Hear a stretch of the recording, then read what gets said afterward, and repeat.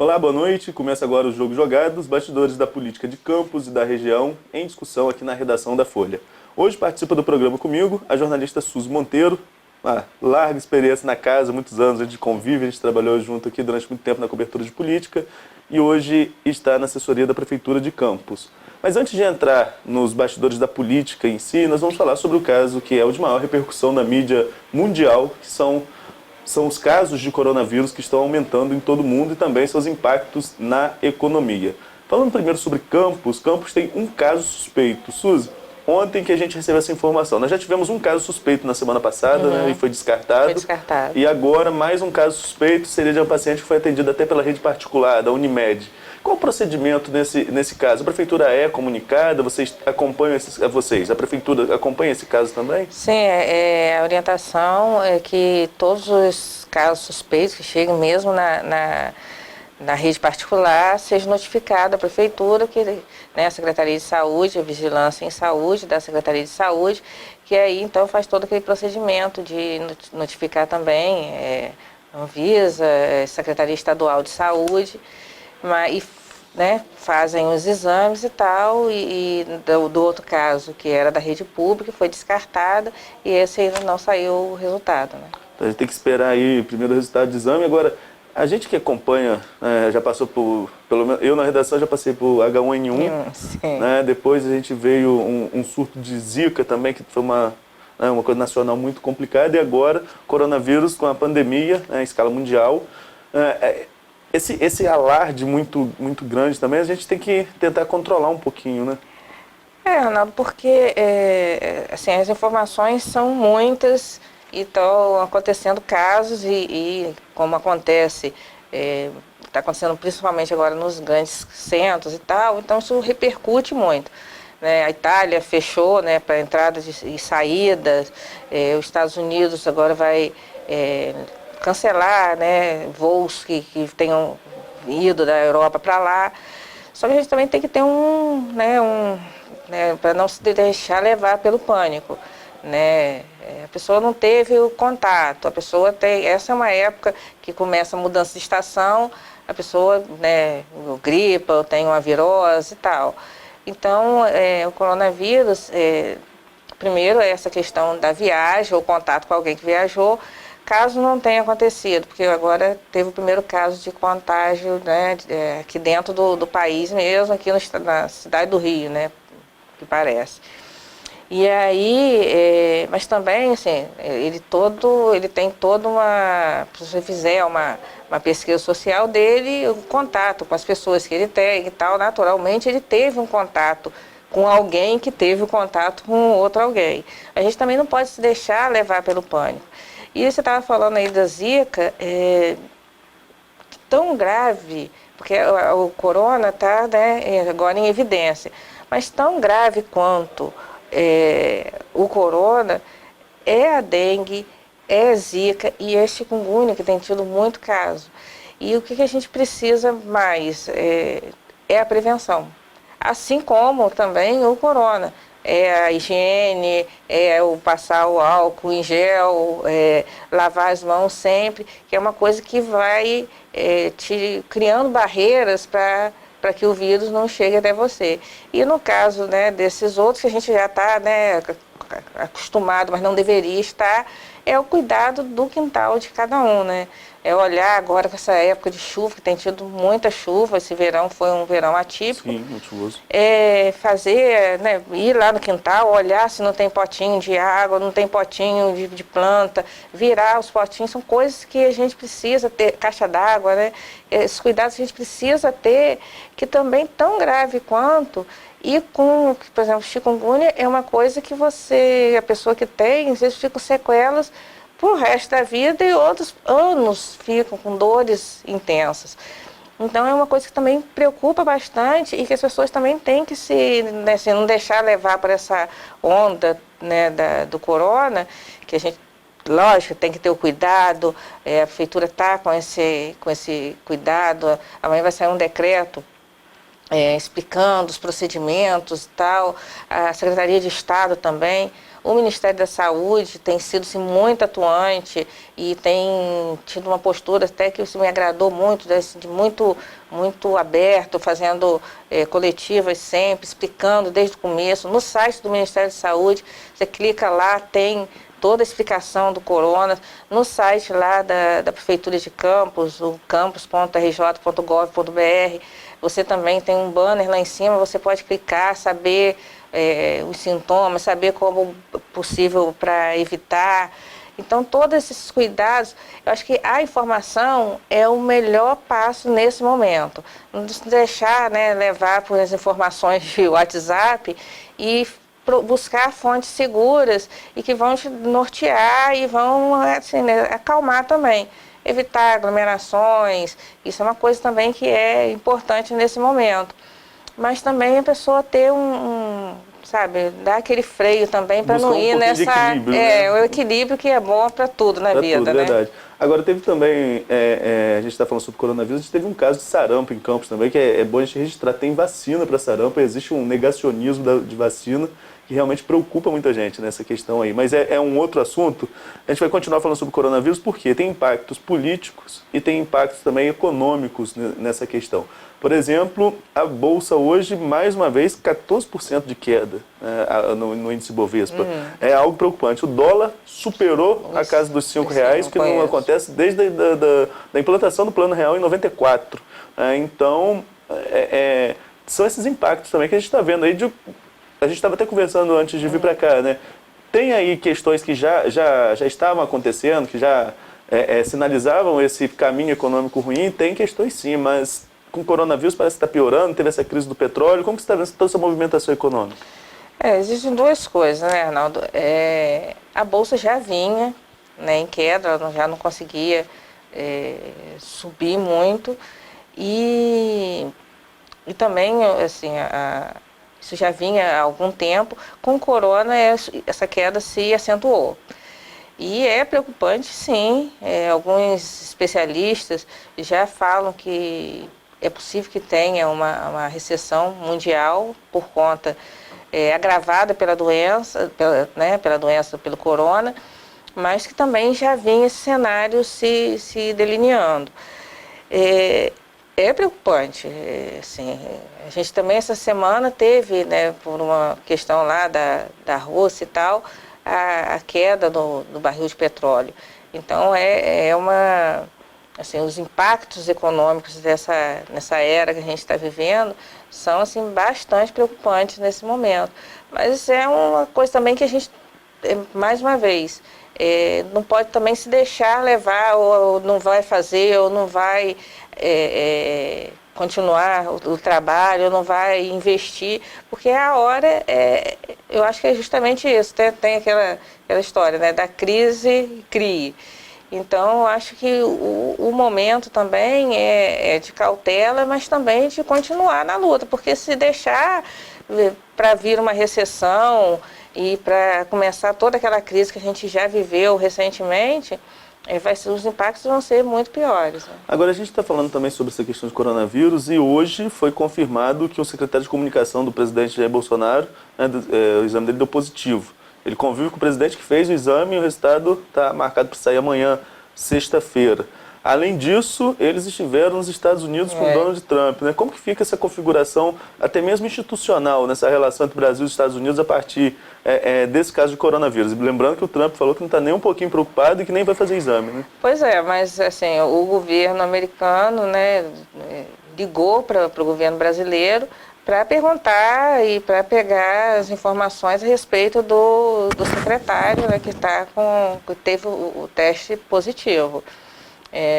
O presidente Jair Bolsonaro fez o exame, a esposa dele, Michele, também fez o exame, e outros membros da comitiva, né, que foram aos Estados Unidos também passaram pelo exame. O resultado sai amanhã.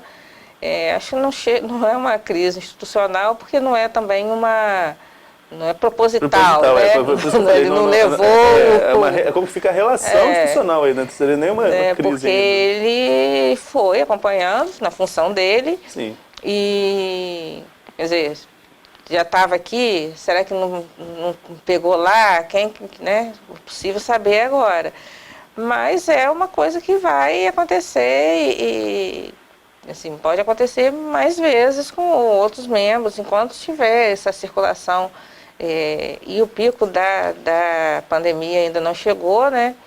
Na China agora começa a mostrar que está uma ligeira queda, né? Uma estabilidade antes de cair. E os Estados Unidos, que está com grande... já teve transmissão local também. A Itália, né? E a Europa toda que está em alerta.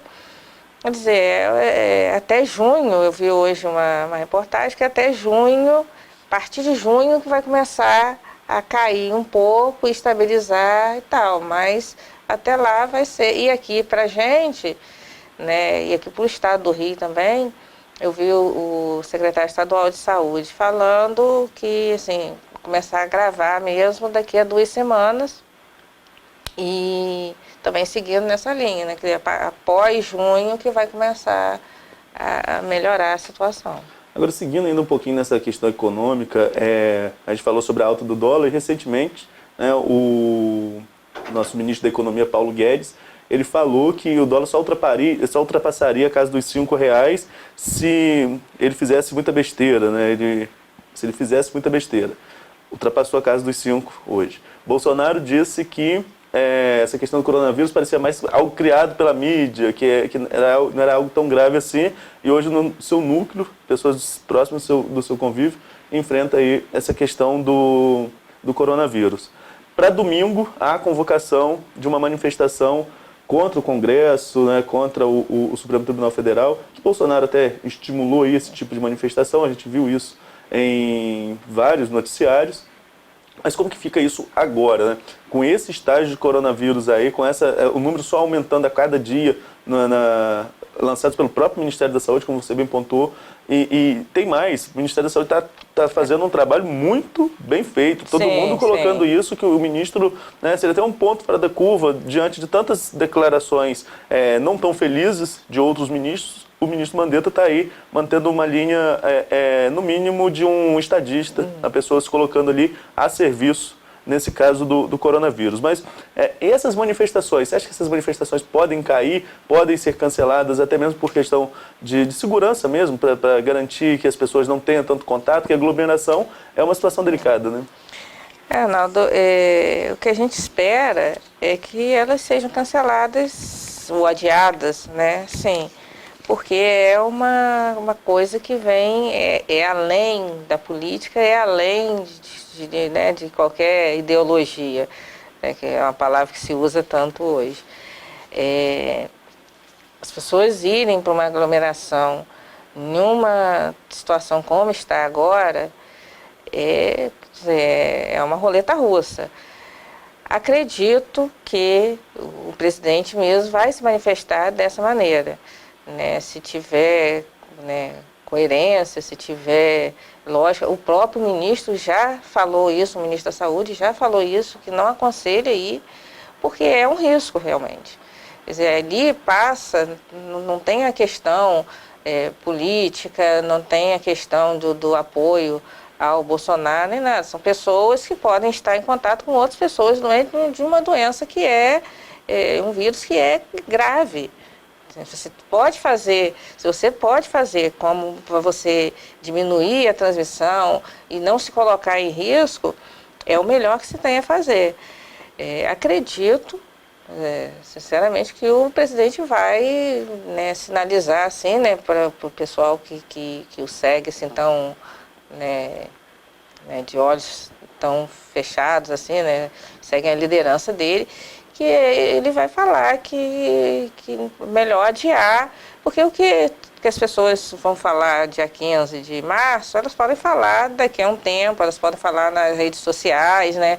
Não é nada de extraordinário nisso, o apoio deles, contra o Congresso, que já é uma coisa, né, muito isso complicada. Que eu ia puxar, só para a gente encerrando esse bloco, que a gente até estourou um pouquinho o tempo que a gente tinha programado, mas só para a gente encerrar, como que você vê essa postura aí? A gente vem de um PIBinho, né, de 1,1%, mesmo depois de ter passado a reforma da Previdência, que seria aí o pontapé inicial para o desenvolvimento econômico do país. Pelo menos era o que se esperava, o governo esperava, né? E a reforma que foi construída no Congresso, né? No Congresso. O Congresso capitaneou essa. Eu puxo até para a figura do Rodrigo Maia como uma das figuras fundamentais ali na aprovação da reforma da Previdência. A reforma passa, não vem o resultado econômico esperado.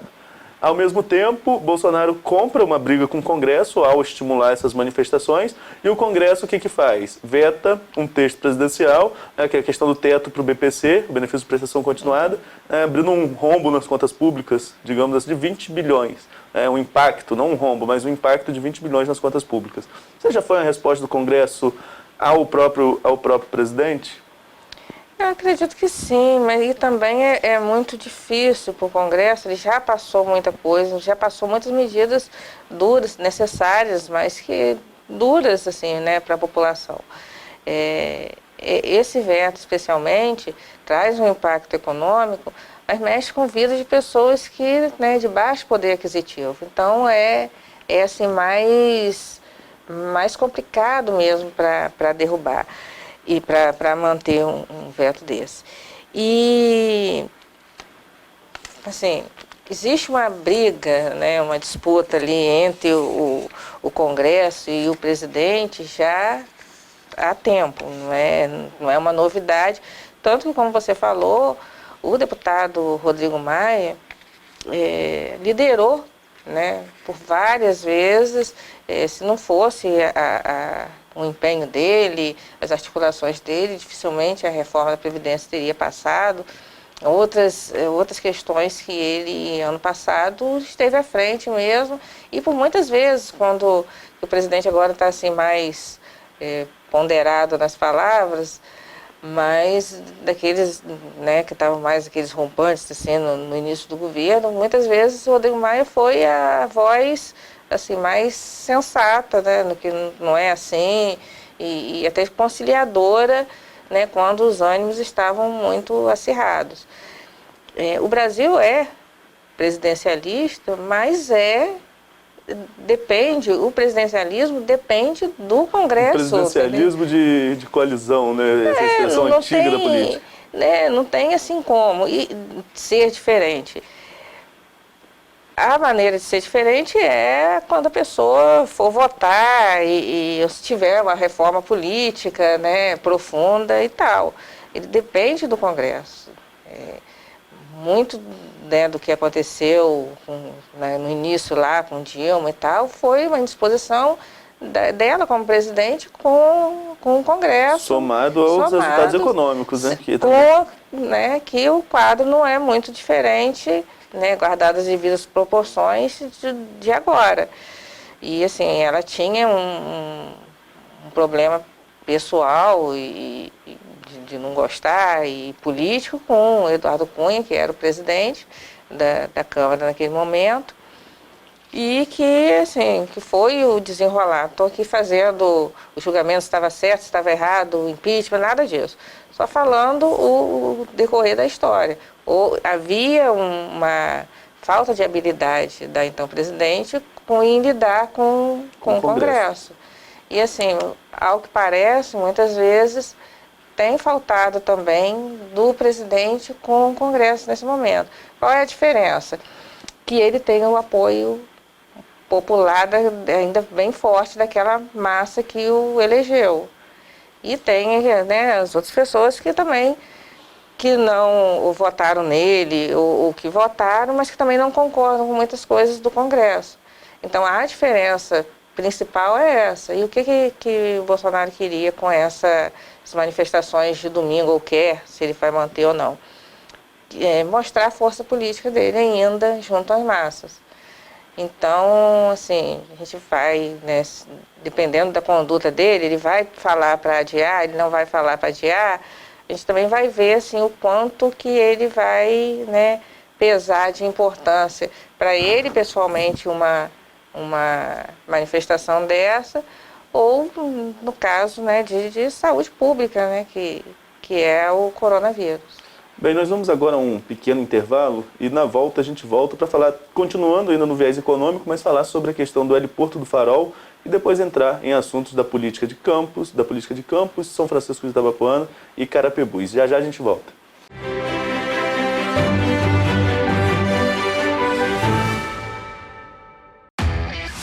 Toca música, notícia, informação. Folha FM 98,3. Chegamos trazendo conteúdo de primeira.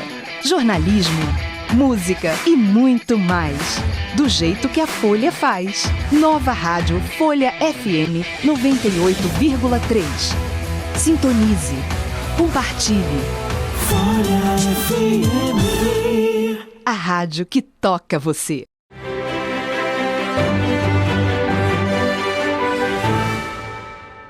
Estamos de volta com o Jogo Jogado, os bastidores da política de Campos e da região, esse bloco especificamente sobre política. No primeiro bloco a gente falou política e economia, no primeiro bloco a gente falou mais de coronavírus, que é um assunto que está assim, muito em destaque. E hoje aqui comigo é a jornalista Suzy Monteiro e a gente vai começar esse bloco falando sobre a questão do heliporto do Farol. Ontem teve uma reunião no Rio de Janeiro, né, Suzy? O prefeito, parte da equipe, junto com a Petrobras. Como que ficou essa situação? Já está definido que a Petrobras vai continuar operando, fazendo as operações no heliporto do Farol, ou foi apenas uma sinalização de que isso pode acontecer? Não, já ficou decidido no próprio vídeo que a gente divulgou, o representante da Petrobras fala isso.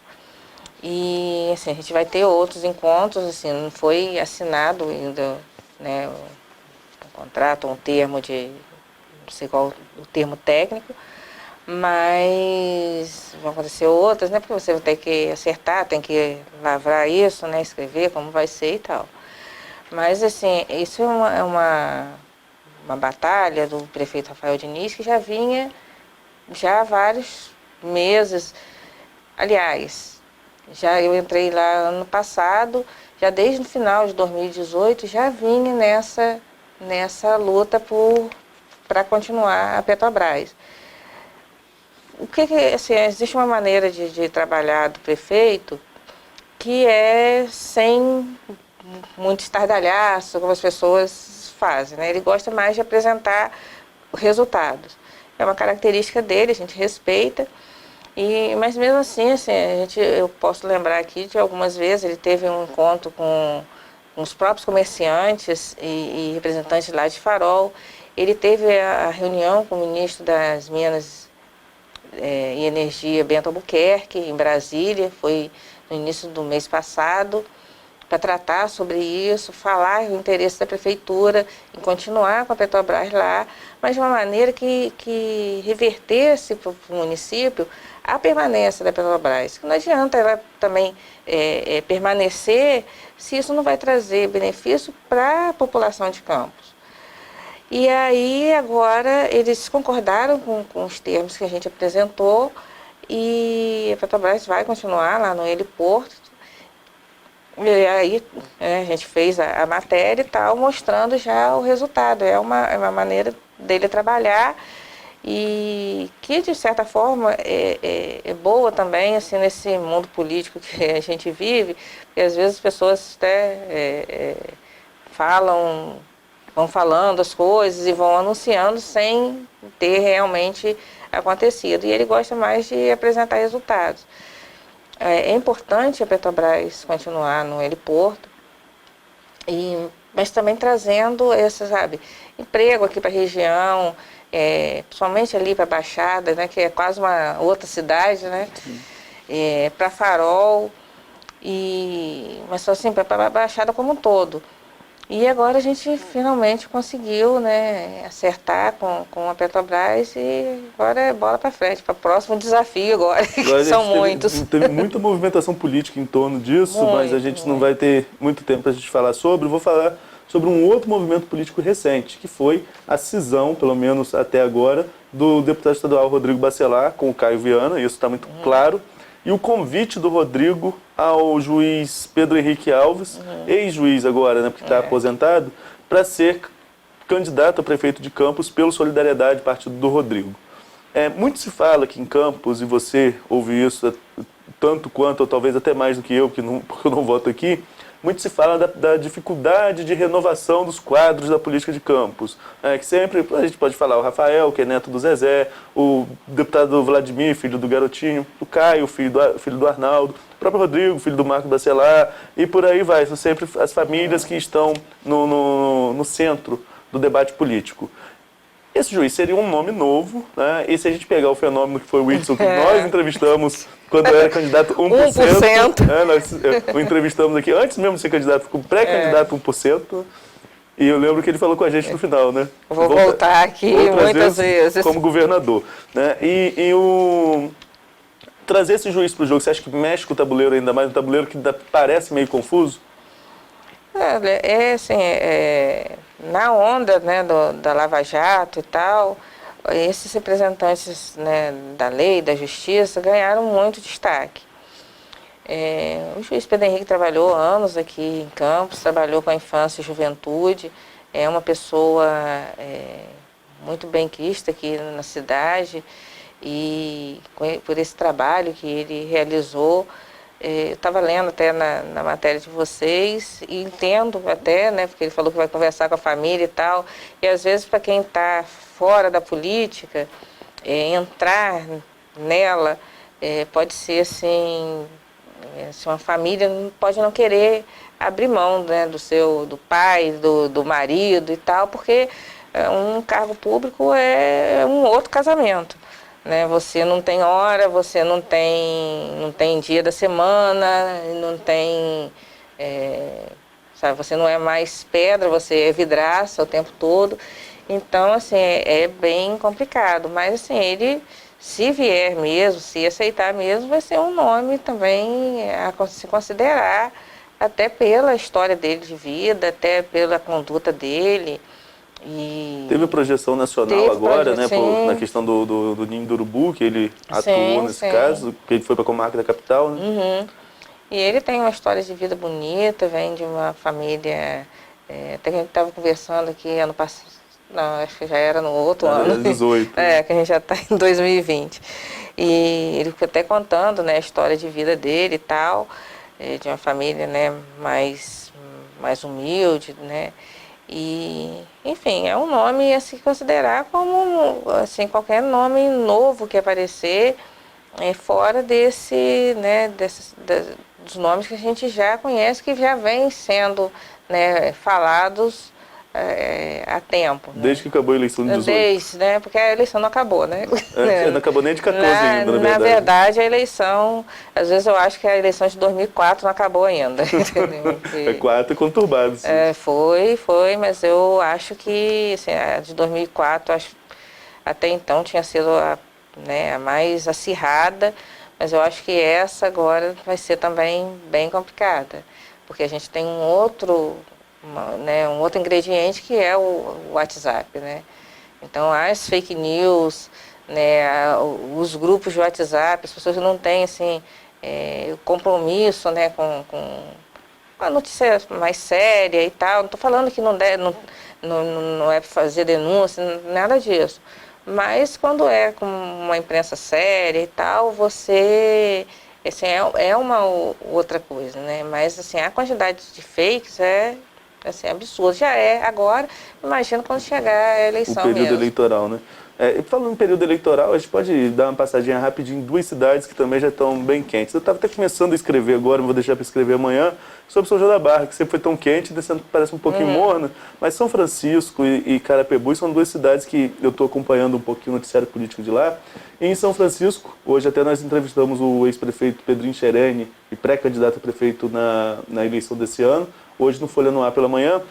E tudo caminha, mais uma vez, né, pelo menos é que vai se configurando aí, para o embate da família Chereni e Barbosa Lemos. Esse dualismo, essa briga de famílias, você acha que isso pode ser benéfico ou acaba prejudicando a cidade? Embora outras candidaturas queiram se colocar como outras opções. Você tem Papinha, você tem a enfermeira Thaís Manhães, que já foi entrevistada, e dentro do próprio grupo do Pedrinho tem outros 2 nomes que também pleiteiam ali para ser o candidato do grupo, que é o Marcelo Garcia e o José Renato Pontes. Mas parece que vai caminhando novamente para esse embate, que como a Francimara mesmo colocou ao Edmundo Siqueira, a população vai ter a oportunidade de comparar os dois governos.